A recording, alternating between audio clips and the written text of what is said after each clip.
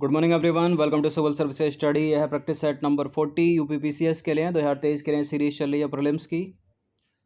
और प्रैक्टिस करेंगे इसमें हम जीएस के प्रश्नों पर, जीएस में भी इसमें जनरल साइंस के प्रश्नों पर। तो चलिए स्टार्ट करते हैं। इस टेस्ट सीरीज़ की आप फुल टेस्ट प्राप्त कर सकते हो। डिस्क्रिप्शन बॉक्स में नंबर है, उस पर कॉल या व्हाट्सअप करके, जिसमें मिलेंगे आपको फुल टेस्ट। और इस टेस्ट की पीडीएफ जो है वो भी आपको पेड टेलीग्राम ग्रुप में मिल जाएगी।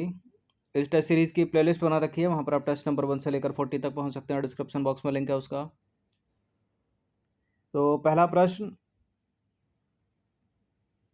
निम्नलिखित में से कौन सा जो है लौह धातु के क्षयकरण में आवश्यक है? कौन सा है इसमें? केवल ऑक्सीजन, ऑक्सीजन तथा नमी, केवल हाइड्रोजन, हाइड्रोजन तथा नमी? बताइए। देखिए, लौह धातु के क्षयकरण, क्षय कैसे होगा? जब उस पर रस्टिंग हो जाएगी यानी जंग लग जाएगी। तो जंग कैसे लगेगी? ऑक्सीजन तथा नमी। तो लौह धातु के क्षयकरण के लिए जो है ऑक्सीजन तथा नमी की आवश्यकता होती है। इसे लोहे में जंग का लगना यानी रस्टिंग ऑफ आयरन भी कहते हैं। देखिए, जंग जो है, जंग की बात करें तो जंग एक लोहे के ऑक्साइड है।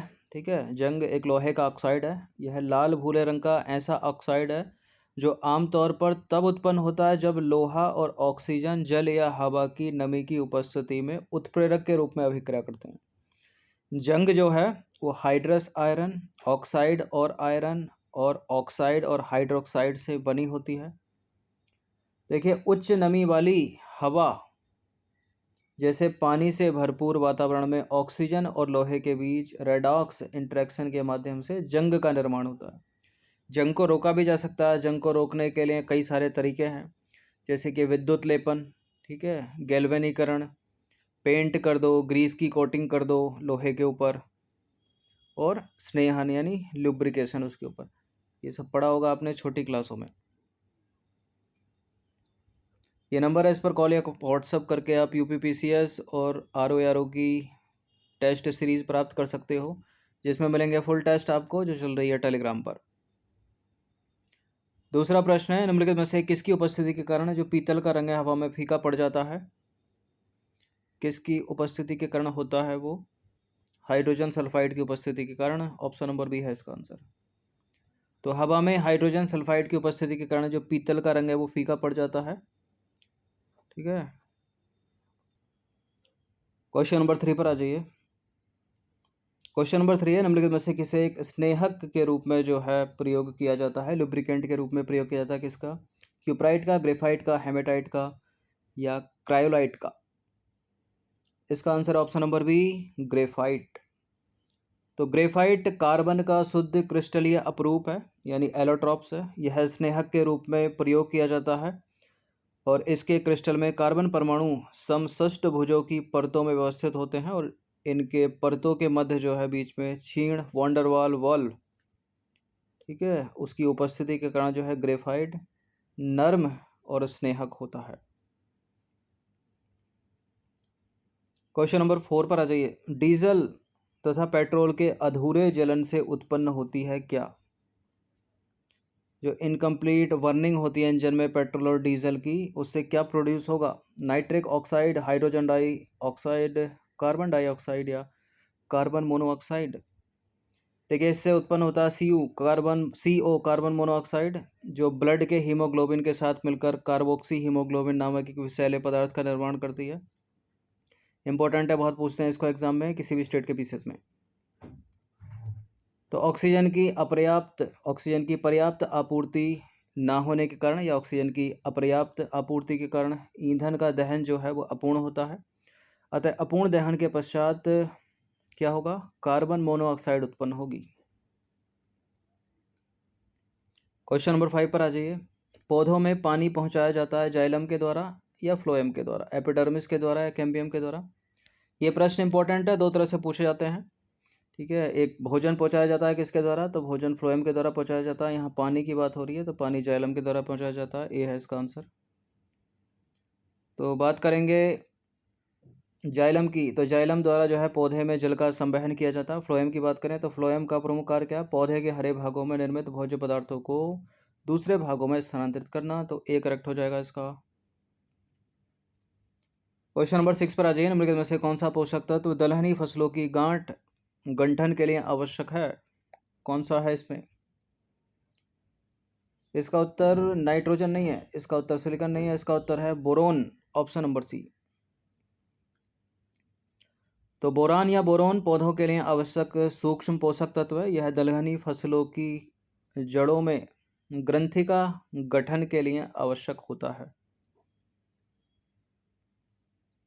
क्वेश्चन नंबर 7 पर आ जाइए। मक्का की पत्तियों के शीर्ष का सफ़ेद होना यानी whitening of the top of the leaves of मेज इज एन इंडिकेटर ऑफ क्या है? किसकी कमी हो गई? आयरन की डेफिशिएंसी हो गई, मैग्नीशियम की डेफिशिएंसी हो गई, नाइट्रोजन की हो गई, जिंक की हो गई। जिंक की डेफिशिएंसी हो गई, जिंक की कमी के कारण ऐसा होता है। तो जिंक एक लघु मात्रा पोषक तत्व है जिसकी पौधों को बहुत सूक्ष्म मात्रा में आवश्यकता होती है। इस तत्व की कमी से पौधों की पत्तियां जो है छोटी रह जाती हैं, जो पौधे हैं वो बौने रह जाते हैं और पौधों की नई पत्तियां व पत्तियों के शीर्ष लगभग सफ़ेद से हो जाते हैं।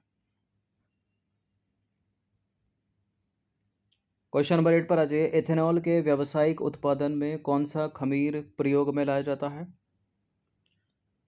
कौन सा है वो? Which yeast is used in the commercial production of ethanol?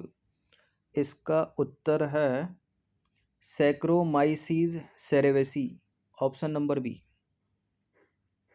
तो एथेनॉल के व्यावसायिक उत्पादन में सैक्रोमाइसीज सेरेवेसी नामक खमीर जो है उसका प्रयोग किया जाता है। क्वेश्चन नंबर 9 पर आ जाइए। निम्नलिखित में से कौन सा पादप रेशा जो है तने से प्राप्त होता है? Which of the following plant fiber is obtained from the stem? वो है सनई, ऑप्शन नंबर सी।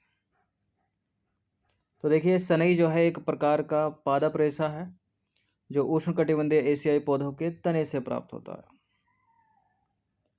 10वां प्रश्न है, छोटी क्लास में आपने पढ़ी होगी ये पाश्चुरीकरण की प्रक्रिया क्या होता है इसमें?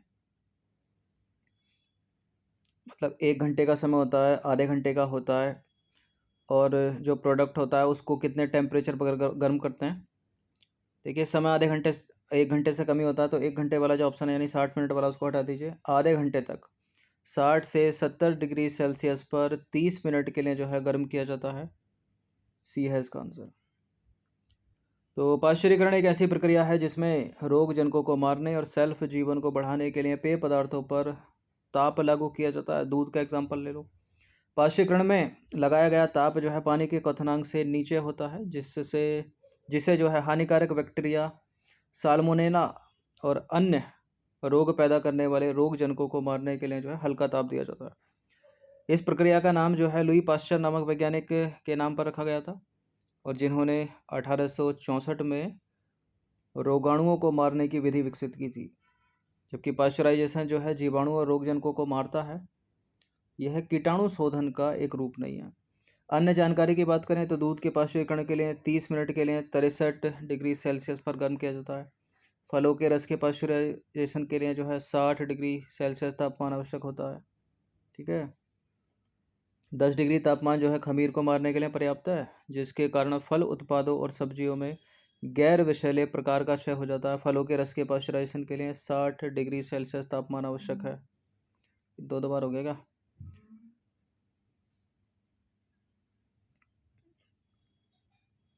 ठीक है, ये एक्स्ट्रा हो गया, ऊपर है तो यही। नेक्स्ट पर आ जाइए। क्वेश्चन नंबर 11 पर आ जाइए। निम्नलिखित में से क्या फ्रिज में एक कूलिंग एजेंट के रूप में प्रयोग किया जाता है?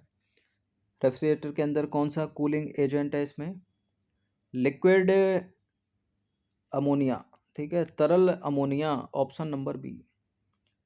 तो फ्रिज में अमोनिया का उपयोग जो है पानी को ठंडा करने के लिए किया जाता है, और फ्रिज में ऐसे उपकरण होते हैं जो रेफ्रिजरेट गैस को संपीड़ित और विस्तारित करते हैं। जब गैस को संपीड़ित किया जाता है तो यह गर्मी को बाहर निकालती है, और जब इसका विस्तार होता है तो यह गर्मी को अवशोषित करती है जिससे शीतलन उत्पन्न होता है। ये इसका बाइलिंगुअल है, इसको पढ़ लीजिएगा इंग्लिश मीडियम वाले। वैसे भी जनरल साइंस के हिंदी वाले वर्ड्स की लिस्ट ही होते हैं अधिकतर। इसके अतिरिक्त बात करेंगे हम लिक्विड हाइड्रोजन की, लिक्विड नाइट्रोजन की, लिक्विड हीलियम की। ठीक है, तो लिक्विड हाइड्रोजन का रॉकेट इंजन में इस्तेमाल होने वाला ईंधन है लिक्विड हाइड्रोजन। लिक्विड नाइट्रोजन की बात करेंगे तो मुख्य रूप से अपने ठंडे तापमान और कम प्रतिक्रियाशीलता के आधार पर उपयोग करता है। और तरल हीलियम की बात करेंगे तो तरल हीलियम का जो उपयोग है वो निम्न ताप की चुंबकीय अनुनाद प्रतिबिंब, चुंबकीय अनुनाद प्रतिबिंब यानी MRI मैग्नेटिक रेजोनेंस इमेजिंग, और अतिचालक चुंबक में कई अनुप्रयोगों में जो है किया जाता है। इसको पढ़ लीजिएगा एक बार। 12वां प्रश्न है, निम्नलिखित कथनों पर विचार करेंगे। दो स्टेटमेंट है, बताने के इनमें से कौन सा करेक्ट होगा। एक कोशिकीय जीव की प्राकृतिक मृत्यु नहीं होती। एक कोशिकीय जीव द्विखंडन के द्वारा नए जीव पैदा करता है। बिल्कुल ये करेक्ट है, दोनों के दोनों स्टेटमेंट सी है इसका आंसर। देखिए, एक कोशिकीय जीव की प्राकृतिक मृत्यु तो होती नहीं है, या हम यूं कह सकते हैं कि एक कोशिकीय जीवों को छोड़कर कोई भी जीव अमर नहीं है। एक कोशिकीय जीव में जनक कोशिका दो में विभक्त होकर नए जीव को जन्म देती है, और बहुत से एकल कोशिका जीव द्विखंडन से उत्पन्न होते हैं जिनमें एक कोशिका दो भागों में विभक्त हो जाती है और प्रत्येक भाग एक वयस्क के रूप में जो है तीव्रतापूर्वक वृद्धि कर जाता है, जैसे कि अमीबा हो गया, पैरामीशियम हो गया। इनकी PDF मिलेगी आपको पेड टेलीग्राम ग्रुप में, उसको पढ़िएगा जरूर। 13वां प्रश्न है, जब एक ही पादप में नर तथा मादा दोनों के जन्म संरचनाएं होती हैं तो इन्हें कहते क्या हैं? क्या कहेंगे इसको? एक लिंगी कहेंगे, द्विलिंगी कहेंगे, एक लिंगी द्विलिंगी दोनों कहेंगे, या सभी? इसको कहेंगे द्विलिंगी, बाइसेक्सुअल। देखिए, पादपों में नर तथा मादा दोनों जनन संरचनाएं पाई जाती हैं, परंतु जब एक ही पादप में नर तथा मादा दोनों जनन संरचनाएं पाई जाती हैं तो वह द्विलिंगी कहलाता है। किंतु जब नर एवं मादा जनन संरचनाएं अलग अलग पादपों में हो तो वह एक लिंगी पादप कहलाता है। क्वेश्चन नंबर 14 पर आ जाइए। कुछ जीवों जैसे कि मधुमक्खी हो गई, छिपकली हो गई, इनमें बिना निषेचन अर्थात नर युग्मक के युग्मन के बिना ही मादा युग्मक नए जीव के निर्माण हेतु विकसित होने लगता है। इस प्रकार के निषेचन को क्या कहोगे आप? इस प्रकार के निषेचन को कहेंगे हम पार्थेनोजेनेसिस यानी अनिषेक जनन, ऑप्शन नंबर ए। देखिए, कुछ जीवों में जैसे कि रोटीफर्स में, मधुमक्खियों में और यहाँ तक कि कुछ छिपकलियों में तथा पक्षी यानी टर्की आदि में निषेचन अर्थात नर युग्मक के युग्मन के बिना ही मादा युग्मक नए जीव के निर्माण हेतु विकसित होने लगती है। इस प्रकार की घटना को बोलते हैं पार्थेनोजेनेसिस यानी अनिषेक जनन कहलाती है ये। 15वां प्रश्न है, निम्नलिखित में से किन जीवों में बाह्य निषेचन होता है यानी एक्सटर्नल फर्टिलाइजेशन होता है? शैवाल में, मछली में, सांप में, मेंढक में। देखिए, एक होता है इंटरनल, एक होता है एक्सटर्नल। इंटरनल होगा तो अंदर ही होगा, यानी जो प्रकृति ने बनाया है प्रोसेस उसी के अंदर। अब एक्सटर्नल क्या होता है? जैसे कि शैवाल में एक्सटर्नल होता है, मछली में होता है, मेंढक में होता है। ठीक है, जैसे कि एक का एग आया, दूसरे का प्रोडक्ट आया, अब ये पानी में मिल गए, ठीक है, पानी में जाइगोट बन गया, प्रोडक्ट बन गया, तो ये होता है एक्सटर्नल फर्टिलाइजेशन। या किसी पत्थर के ऊपर, ठीक है, किसी शिला के ऊपर। सांप में नहीं होता, सांप में इंटरनली होता है। तो थर्ड को एलिमिनेट कर दो, जहाँ जहाँ थर्ड है वो नहीं होगा, 1 2 4 हो जाएगा। इसको पढ़ लीजिएगा आप।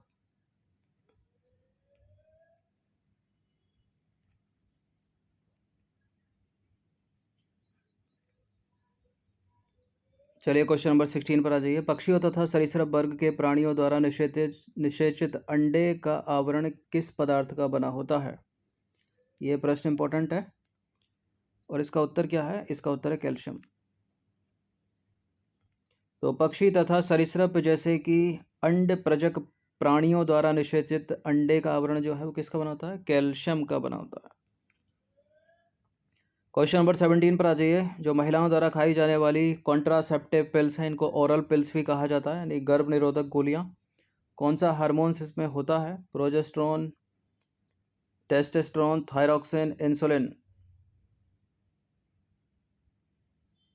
प्रोजेस्टोजन, ठीक है, प्रोजेस्टोजन, टेस्टोस्टेरोन, ये तो मेल है, इसको हटा दीजिए।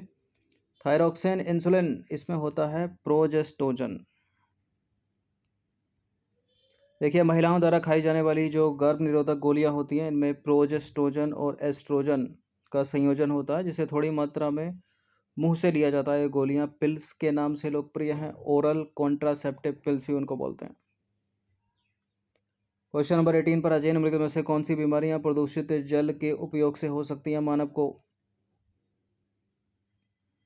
पेचिस, टाइफाइड, पीलिया, हैजा, बताइए। पॉल्यूटेड वाटर से हो जाएगा, टाइफाइड भी हो जाएगा, पीलिया भी हो जाएगा, हैजा भी हो जाएगा, अतिसार भी हो जाएगा। तो सारा बैक्टीरियल है तो सब हो ही जाएगा। ये डी है इसका आंसर, 1 2 3 4। देखिए, हमारे घरों के साथ साथ अस्पतालों के वाहित मल से बहुत से अवांछित रोगजनक सूक्ष्मजीव हो सकते हैं, और इनको जो है उपचार के बिना इसको अगर जल में विसर्जित करते हैं तो मानव को कठिन रोग होते हैं, जैसे कि पेचिस यानी अतिसार, टाइफाइड, पीलिया यानी जॉन्डिस, हैजा यानी कोलेरा आदि। क्वेश्चन नंबर 19 पर आ जाइए। वायुमंडल में उपस्थित ग्रीन हाउस गैसों में सर्वाधिक उपस्थित गैसों का उनके प्रतिशत के आधार पर सही क्रम आपको रखना है, यानी डिक्रीजिंग ऑर्डर में इनको रखना है।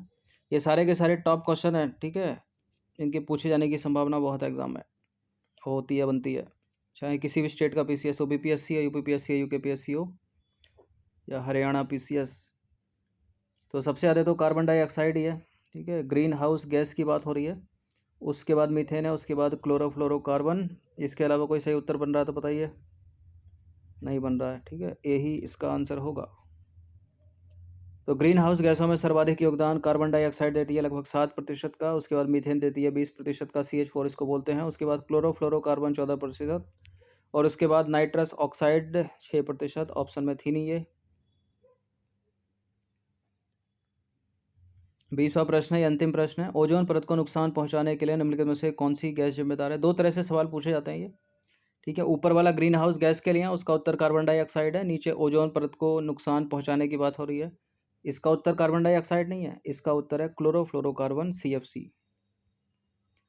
तो देखिए, समताप मंडल में पाई जाती है ओजोन, ये भी पूछा जाता है प्रश्न, ठीक है। समताप मंडल में ओजोन के उत्पादन और अपक्षय निम्नकरण में संतुलन होना चाहिए, लेकिन वर्तमान में क्लोरोफ्लोरोकार्बन यानी CFCS के द्वारा ओजोन निम्नीकरण बढ़ जाने से इसका संतुलन जो है बिगड़ गया है। तो सही उत्तर क्या है फिर? Chlorofluorocarbon, option number D. तो 20 प्रश्न थे इंपॉर्टेंट जनरल साइंस के, इनकी प्रैक्टिस एक बार कर लीजिएगा। ये नंबर है, इस पर कॉल या व्हाट्सअप करके आप यूपीपीएससी की पेड सीरीज़ प्राप्त कर सकते हैं, जिसमें मिलेंगे आपको फुल टेस्ट। धन्यवाद।